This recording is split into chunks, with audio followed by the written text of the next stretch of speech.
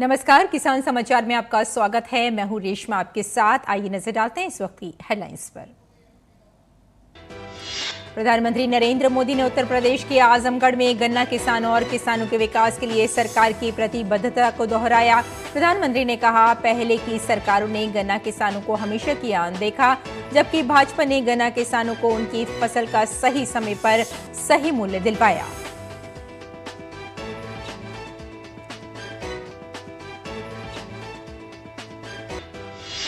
केंद्रीय मंत्री अर्जुन मुंडा ने झारखंड के चाईबासा में 3 दिवसीय डेयरी मेला एवं कृषि प्रदर्शनी का किया उद्घाटन।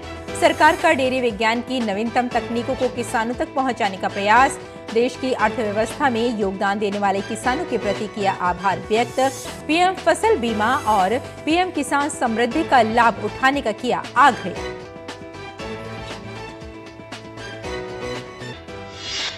प्रधानमंत्री नरेंद्र मोदी के नेतृत्व वाली सरकार में एक दशक में करीब 25 करोड़ लोग बहुआयामी गरीबी की रेखा से आए बाहर। गरीब कल्याण को प्राथमिकता देते हुए योजनाओं का किया गया सफल क्रियान्वयन। दीनदयाल ग्राम ज्योति योजना से हर गांव तक पहुंची बिजली। मोदी सरकार के प्रधानमंत्री गरीब कल्याण अन्न योजना गरीबों के लिए हुई वरदान साबित। योजना के तहत करीब 80 करोड़ लाभार्थियों को 5 किलो मुफ्त खाद्यान्न दिया गया।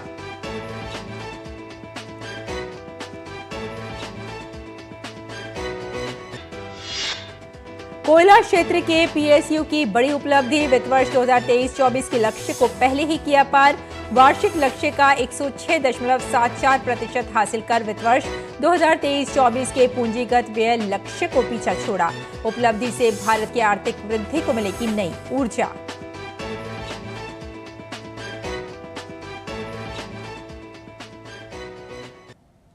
और अब समाचार विस्तार से। प्रधानमंत्री नरेंद्र मोदी ने उत्तर प्रदेश के आजमगढ़ में आयोजित एक जनसभा में भाग लिया। यहां उन्होंने किसानों और खासकर गन्ना किसानों के विकास के लिए सरकार की प्रतिबद्धता को दोहराया। उन्होंने कहा कि पहले ही सरकारों ने हमेशा अनदेखा किया, जबकि हमारी सरकार ने गन्ना किसानों की फसल का सही समय पर सही मूल्य दिलवाया और आज भी भाजपा सरकार किसानों के चहुमुखी विकास के लिए प्रतिबद्ध है। हमारी सरकार की प्राथमिकता है कि किसानों को उनकी उपज का सही दाम मिले। आज पहले की तुलना में कई गुना बढ़ी हुई एमएसपी दी जा रही है। गन्ना किसानों के लिए भी इस साल लाभकारी मूल्य में 8% की वृद्धि की गई है। अब गन्ने का लाभकारी मूल्य 315 रुपये से बढ़कर 340 रुपये प्रति क्विंटल हो गया है। आजमगढ़ तो गन्ना बेल्ट में गिना जाता है। आप लोगों को याद है ना कि कैसे इसी उत्तर प्रदेश में जो सरकार चलाते थे ना, वो गन्ना किसानों को कैसे तरसाते थे, कैसे रुलाते थे। उनका पैसा ही तरसा तरसा कर दिया जाता था और कभी कभी तो मिलता भी नहीं था। ये भाजपा की सरकार है जिसने गन्ना किसानों का हजारों करोड़ का बकाया खत्म कराया है। केंद्रीय कृषि एवं किसान कल्याण मंत्री श्री अर्जुन मुंडा ने आज झारखंड के पश्चिमी सिंहभूम जिले के चाईबासा में 3 दिवसीय डेयरी मेला एवं कृषि प्रदर्शनी का उद्घाटन किया। इस अवसर पर केंद्रीय मंत्री मुंडा ने अपने संबोधन में कहा कि डेयरी मेला एक ऐसा मंच है जहां डेयरी विज्ञान की नवीनतम तकनीकों को किसानों तक पहुंचाने का प्रयास किया गया है। उन्होंने देश के किसानों और पशुपालकों से दूध उत्पादन बढ़ाने के लिए वैज्ञानिक तरीके अपनाने की जरूरत पर जोर दिया। मुंडा ने कहा कि कोल्हान की धरती पर यह आयोजन यहां पर कृषि को बढ़ावा देने के उद्देश्य से किया जा रहा है। उन्होंने कहा कि कृषि के क्षेत्र में आज देश आगे बढ़ रहा है, लेकिन हमारा क्षेत्र काफी पिछड़ा हुआ है। लेकिन अब हम सब क्षेत्र में कृषि कार्यों को आगे बढ़ाने का काम करेंगे। मुंडा ने कहा कि मैं उन किसानों के प्रति आभार व्यक्त करता हूं जो देश की अर्थव्यवस्था में बहुत योगदान देते हैं। श्री अर्जुन मुंडा ने कृषक समुदाय से सरकार द्वारा शुरू की गई कई महत्वपूर्ण योजनाओं जैसे पीएम फसल बीमा और पीएम किसान समृद्धि का लाभ उठाने का आग्रह किया। इस मेले में लगभग 6,000 से ज्यादा पशुपालक, किसान, इनपुट डीलर्स, उद्यमी, विद्यार्थी, सरकारी एवं गैर सरकारी विभागों के अधिकारी, कर्मचारी भाग ले रहे हैं, जिसमें देश के विभिन्न अनुसंधान संस्थानों, जिला स्तरीय विभागों, जिला उद्यान विभाग, पशुपालन एवं पशु चिकित्सा विभाग, कृषि विभाग, नाबार्ड बैंक, जिला रेशम पालन विभाग, जिला सिंचाई विभाग, महिला बाल विकास विभाग आदि द्वारा विकसित प्रौद्योगिकियों का हितधारकों हेतु प्रदर्शन किया जा रहा है, जिसमें 50 से अधिक कृषि प्रौद्योगिकी, गाय, बकरी एवं अन्य पशुओं की प्रदर्शनी स्टॉल लगाए गए हैं। जनजातीय क्षेत्र में पशुधन एवं कृषि के चहुमुखी विकास हेतु उन्नत नस्ल के पशुओं की सौंदर्य प्रतियोगिता के साथ साथ पशु स्वास्थ्य चिकित्सा शिविर का आयोजन भी किया गया है। और पिछले 10 वर्षों के दौरान करीब 25 करोड़ लोग बहुआयामी गरीबी से बाहर आए हैं। मोदी सरकार के नेतृत्व में गरीब कल्याण से राष्ट्र कल्याण की भावना एक उज्जवल भविष्य और विकसित भारत का निर्माण करती हुई नजर आती है।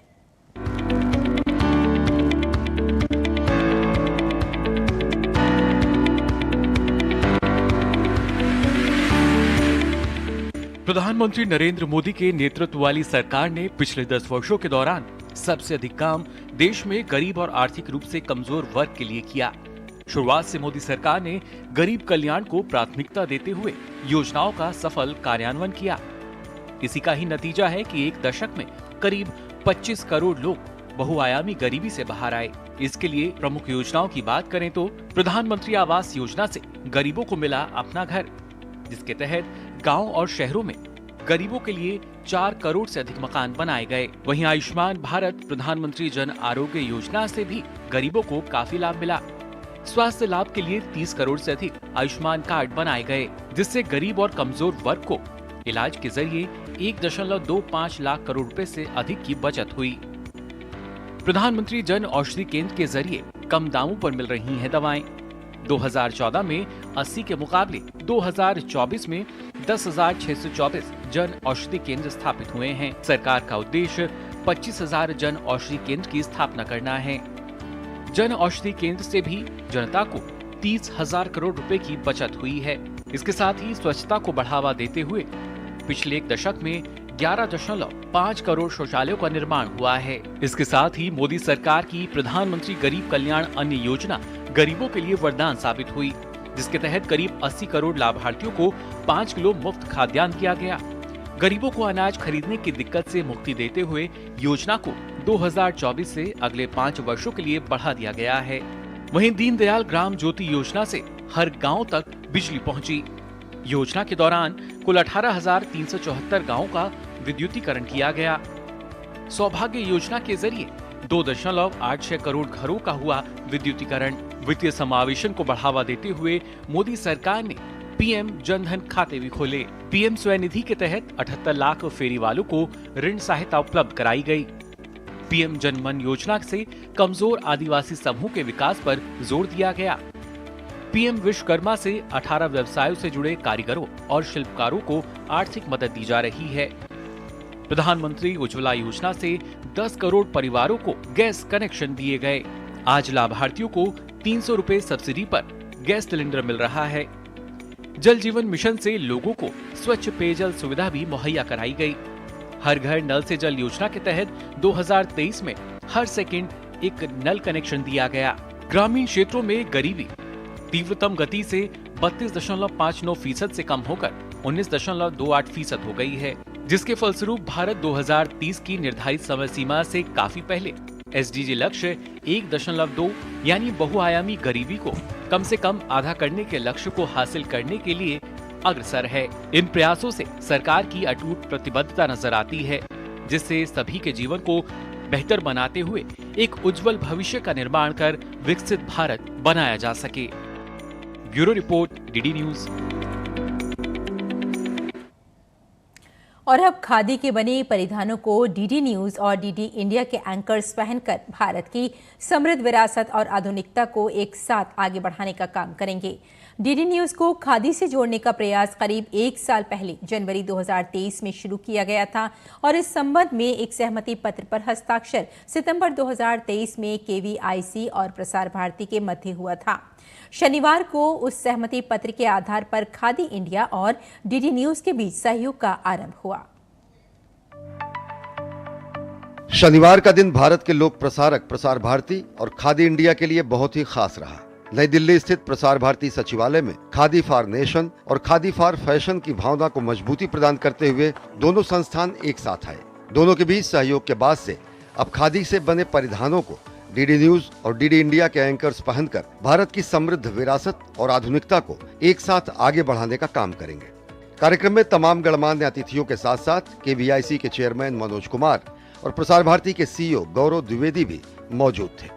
कार्यक्रम को संबोधित करते हुए केवीआईसी के चेयरमैन मनोज कुमार ने कहा कि दूरदर्शन और खादी इंडिया की इस पहल से उन लोगों को भी संदेश जाएगा जो खादी नहीं पहनना चाहते। दूरदर्शन और खादी इंडिया की ये पहल मुझे लगता है संचार क्रांति में जितने लोग अपने आप को मठाधीश करके बैठे हैं उनको यहाँ से सीखना चाहिए कि हमारी खादी को अगर वास्तव में आगे बढ़ाना है, उसको आगे लेके जाना है, हमारे युवाओं के लिए फैशन स्टेटमेंट बनाना है और ग्रामीण भारत में दूर दराज पे बैठी कोई मेरी माँ, कोई मेरी बहन पूरे परिश्रम के साथ जब इस धागे को बनाती है, इस खादी को बनाती है, तो उसके पसीने की महक, उससे बना हुआ उत्पाद अगर हमारे एंकर यहाँ पहनेंगे तो उसकी गूंज सिर्फ यहाँ नहीं उन तक भी पहुंचेगी जो खादी को अपनाना नहीं चाहते। केवीआईसी के चेयरमैन मनोज कुमार ने डीडी न्यूज की तारीफ की और कहा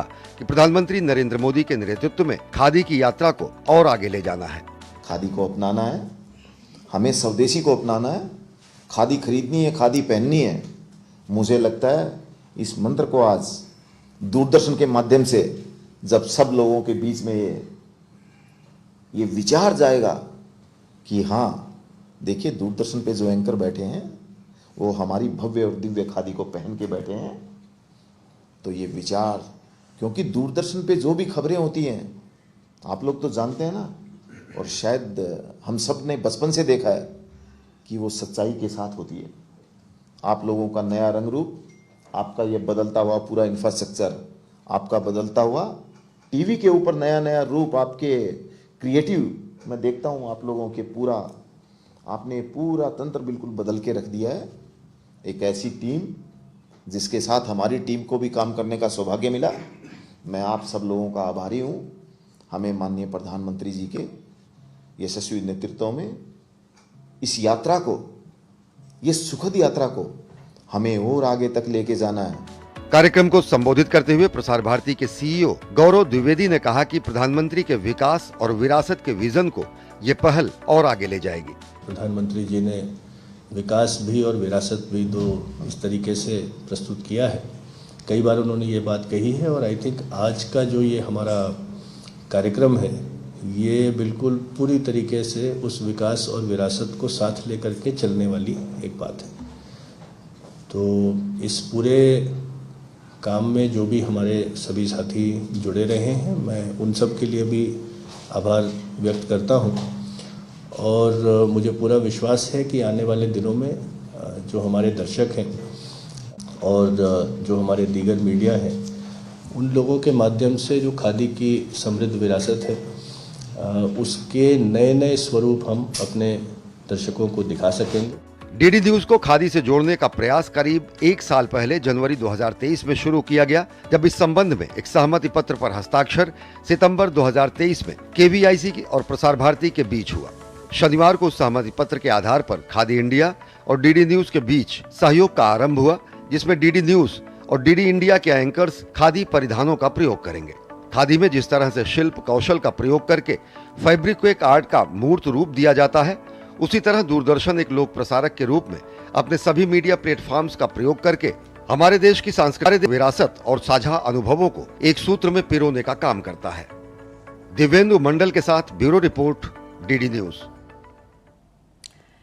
पीएम मोदी ने शनिवार को अरुणाचल में सेला टनल राष्ट्र को समर्पित की। ये टनल आर्थिक, सामाजिक और सामरिक दृष्टि से काफी महत्वपूर्ण है। इसके अलावा पीएम मोदी ने जिस दिबांग बहुउद्देशीय जल विद्युत परियोजना का शिलान्यास किया, वो भी इस इलाके की तस्वीर को बदलने में मददगार साबित होने वाला है। ये रिपोर्ट देखिए। शनिवार को प्रधानमंत्री नरेंद्र मोदी अरुणाचल प्रदेश के ईटानगर में थे। यहां पीएम मोदी ने विकसित भारत विकसित पूर्वोत्तर कार्यक्रम में भाग लिया। यहां प्रधानमंत्री ने लगभग 10,000 करोड़ रुपए की उन्नति योजना का शुभारंभ किया। इस कार्यक्रम के दौरान प्रधानमंत्री ने मणिपुर, मेघालय, नागालैंड, सिक्किम, त्रिपुरा और अरुणाचल प्रदेश में लगभग 55,600 करोड़ रुपए की कई विकास परियोजनाओं का उद्घाटन, लोकार्पण और शिलान्यास भी किया। पीएम मोदी ने यहां सेला सुरंग को भी राष्ट्र को समर्पित किया। लगभग 825 करोड़ रुपए की लागत से निर्मित सेला सुरंग परियोजना एक इंजीनियरिंग का चमत्कार है। सेला टनल 13,500 फीट से ज्यादा की ऊंचाई पर 2 लेन में बनी दुनिया की सबसे लंबी सुरंग है। यह अरुणाचल प्रदेश में बालीपारा, चारीदुआर, तवांग रोड पर सेला दर्रे के पार तवांग तक सभी मौसम में कनेक्टिविटी प्रदान करेगी। इसका निर्माण नई ऑस्ट्रियाई टनलिंग पद्धति का उपयोग करके किया गया है और इसमें उच्चतम मानकों की सुरक्षा विशेषताएं शामिल हैं। ये परियोजना न केवल क्षेत्र में तेज और अधिक कुशल परिवहन मार्ग प्रदान करेगी, बल्कि देश के लिए रणनीतिक महत्व की भी है। प्रधानमंत्री ने सेला सुरंग की आधारशिला फरवरी 2019 में रखी थी। इसके साथ ही प्रधानमंत्री ने अरुणाचल प्रदेश की निचली दिबांग घाटी जिले में दिबांग बहुउद्देशीय जल विद्युत परियोजना की आधारशिला भी रखी। इस पर 31,875 करोड़ रुपए से अधिक की लागत आएगी और ये देश का सबसे ऊंचा बांध होगा। ये बिजली पैदा करेगा, बाढ़ नियंत्रण में मदद करेगा और क्षेत्र में रोजगार के अवसर सृजित करेगा और सामाजिक आर्थिक विकास को बढ़ावा देगा। दिबांग बहुउद्देशीय परियोजना का उद्देश्य भंडारण पर आधारित एक जल विद्युत परियोजना है, जिसका प्राथमिक उद्देश्य बाढ़ नियंत्रण है। इसके बन जाने से असम के कई हिस्सों में बाढ़ को रोकने में मदद मिलेगी। दिबांग बांध स्थल आशुपानी और दिबांग नदियों के संगम से लगभग 1.5 किलोमीटर ऊपर स्थित होगा, जो निचली दिबांग घाटी जिले के जिला मुख्यालय रोइंग से लगभग 43 किलोमीटर दूर है। परियोजना के पूरा होने पर अरुणाचल प्रदेश सरकार को दिबांग जल विद्युत सुविधा से 12% मुफ्त बिजली प्राप्त होगी। Bureau report, DD news. कोयला क्षेत्र के सार्वजनिक क्षेत्र के उपक्रम PSU सालाना लक्ष्य का 106.74% हासिल कर चालू वित्त वर्ष 2023-24 के पूंजीगत व्यय लक्ष्य को पीछे छोड़ दिया है। कोयला मंत्रालय ने सरकार ई-मार्केट प्लेस जैम के माध्यम से खरीद में चालू वित्त वर्ष के लिए तय लक्ष्य का 415% हासिल करके पहले स्थान पर रहा है। कोयला मंत्रालय ने कहा कि मंत्रालय ने खरीद के मामले में वित्त वर्ष 2023-24 के लिए तय लक्ष्य का 106.74% हासिल किया है।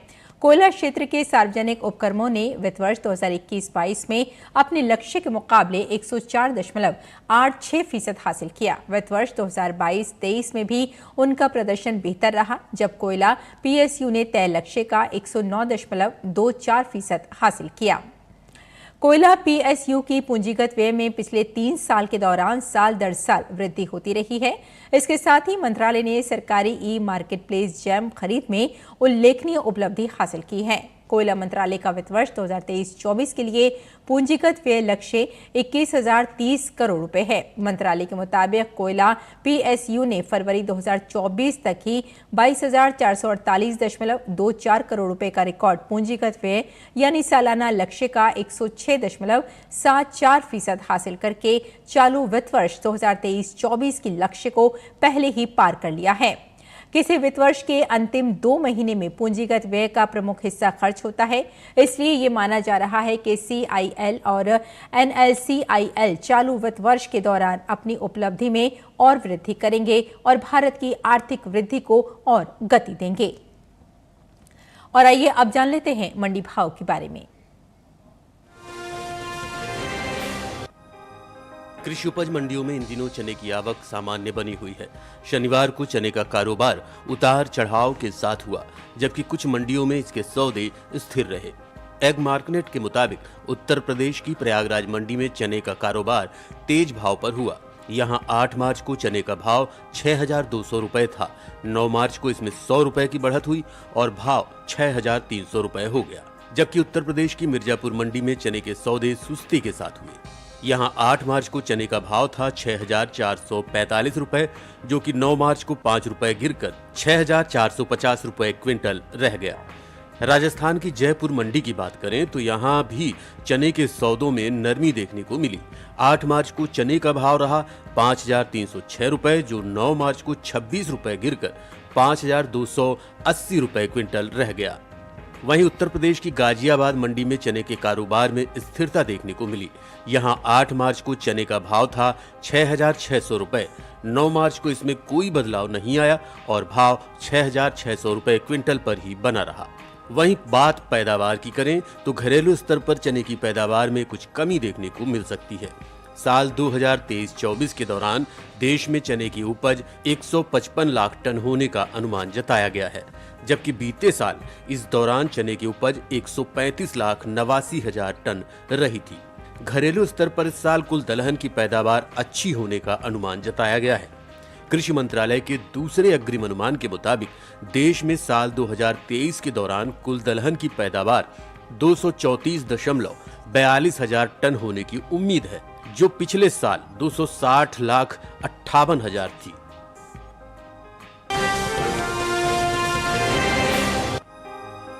शनिवार को ज्यादातर मंडियों में टमाटर के सौदे कमजोरी के साथ हुए, जबकि कुछ मंडियों में भाव तेज भी रहे। राजस्थान की जालौर मंडी में 200 रुपए की कमजोरी दर्ज की गई। एग मार्केट के मुताबिक यहां 8 मार्च को टमाटर का भाव 1,200 रुपए था, जो 9 मार्च को 1,000 रुपए पर आ गया। उत्तर प्रदेश की संभल मंडी में भी इस दौरान टमाटर के सौदों में नरमी देखने को मिली। यहां 8 मार्च को टमाटर का भाव 1,650 रुपए था, 9 मार्च को इसके सौदे 150 रुपए गिरकर 1,500 रुपए पर हुए। राजस्थान की जयपुर मंडी में भी गिरावट का सिलसिला जारी रहा। यहां 8 मार्च को टमाटर का भाव 1,450 रुपए था, जो 9 मार्च को 100 रुपए घटकर 1,350 रुपए क्विंटल रह गया। जबकि उत्तर प्रदेश की लखनऊ मंडी में तेजी के साथ सौदे हुए। यहां 8 मार्च को टमाटर का भाव रहा 1,950 रुपए, 9 मार्च को इसमें 100 रुपए की तेजी आई और भाव 2,050 रुपए क्विंटल पर जा पहुंचा। बात पैदावार की करें तो इस साल टमाटर की उपज में मामूली कमी देखने को मिल सकती है। कृषि मंत्रालय के बागवानी फसलों के लिए जारी पहले अग्रिम अनुमान के मुताबिक साल 2022-23 के दौरान कुल टमाटर की पैदावार 20.62 मिलियन टन होने का अनुमान जताया गया है, जबकि पिछले साल की समान अवधि के दौरान टमाटर की पैदावार 20.69 मिलियन टन रही थी।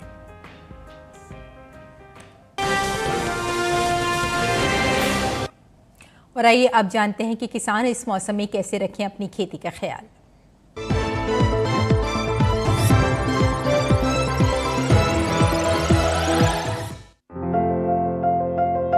गुजरात में गन्ने की खेती के लिए खेत तैयार करें। गन्ने के खेत में पर्याप्त नमी बनाए रखें। किसान धान के खेत से खरपतवार निकालें। धान में 5 से 7 सेंटीमीटर का जल स्तर बनाए रखें। वहीं अरहर के खेत में सिंचाई करें। गुजरात में चने की तैयार फसलों की कटाई कर लें। साथ ही मूंग की बुआई करने का समय सही है। किसान बीन की तुड़ाई कर सकते हैं। यहीं केले के बागों में कीट लगने की संभावना है। ऐसे में केले के बागों में कीटों से बचाव के लिए कृषि विशेषज्ञों की सलाह से कीटनाशक छिड़कें। गुजरात में बाजरे की बुआई कर लें। इसके साथ ही गेहूं की कटाई करें। राजस्थान में जीरे की कटाई कर लें। वहीं चने की कटाई कर सकते हैं। इसके अलावा ज्वार और बाजरे की बुआई करें। यहाँ खीरे की बुआई कर लें। साथ ही प्याज के खेत की देखभाल करते रहें। राजस्थान के किसान तुरई की बुआई करें। यहीं खरबूजा भी बोएं। अभी जौ के खेत में सिंचाई कर सकते हैं। इसके साथ ही सरसों की कटाई करें। वहीं गेहूं के खेत में सिंचाई कर लें। दूसरी ओर किन्नू के बागों में से खरपतवार निकाल सकते हैं। यदि बात करें गन्ने की, तो गन्ने की बुआई करने का समय उपयुक्त है। राजस्थान में लाल मिर्च की बुआई करते रहें। किसान लौकी की बुआई कर लें।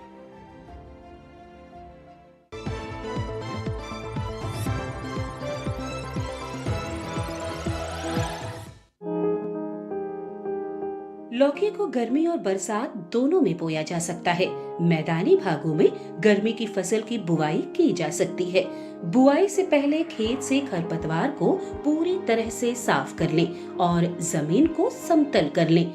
बुआई के लिए 1 हेक्टेयर में संकर किस्म के बीज 5 से 7 किलो, जबकि सामान्य किस्मों के 6 से 8 किलो बीज लें।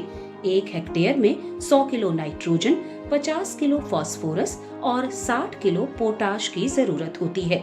सभी उर्वरक आधार खुराक के रूप में यानी बोते समय ही दें। बात अगर सिंचाई की करें तो शुरुआत में फसल की जरूरत के हिसाब से और फूल आने पर 5वें दिन पानी देते रहें।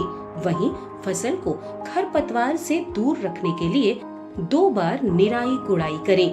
करीब हर 10-12 दिनों में खरपतवार हटाते रहें। लौकी की बेल काफी लंबी होती है।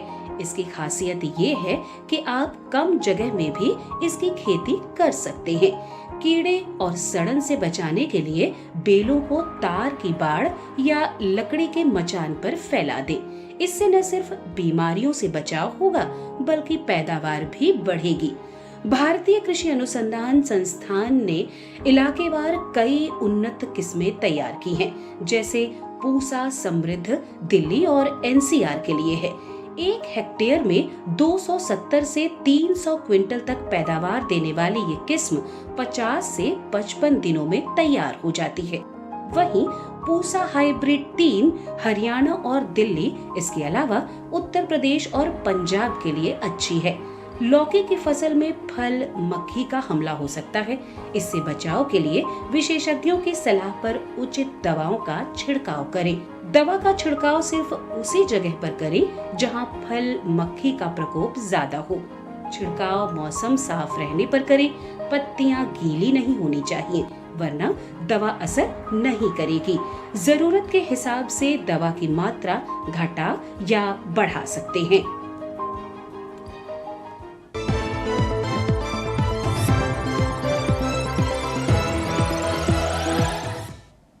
और खेती किसानी के साथ साथ आइए नजर डाल लेते हैं कुछ और महत्वपूर्ण खबरों पर। खास खबर में भारतीय तटरक्षक आईसीजी और अमेरिकी तटरक्षक यूएससीजी ने संयुक्त पूर्व सी डिफेंडर 2024 का पहला दिन पोर्ट ब्लेयर में पूरा किया। संयुक्त अभ्यास में भारतीय तटरक्षक जहाजों और विमानों ने समुद्र में तेल रिसाव और अन्य पर्यावरणीय खतरों का जवाब देने में अपनी विशेषज्ञता का प्रदर्शन किया। संयुक्त राष्ट्र सुरक्षा परिषद में भारत की राजदूत रुचिरा कंबोज ने मजबूती से भारत का पक्ष रखा। रुचिरा कंबोज ने कहा कि सुरक्षा परिषद में सुधार जरूरी है। उन्होंने संयुक्त राष्ट्र सुरक्षा परिषद में सुधारों के लिए G4 मॉडल के तहत सदस्य देशों की संख्या बढ़ाने के साथ ही ग्लोबल साउथ का प्रतिनिधित्व बढ़ाने का आह्वान किया। रुचिरा कंबोज ने वीटो शक्ति पर चिंता जाहिर करते हुए कहा कि सुधार प्रक्रिया में वीटो बाधा नहीं बन सकता। परिषद में जब तक नए स्थायी सदस्यों को जगह नहीं मिल जाती तब तक वीटो का उपयोग नहीं किया जाना चाहिए।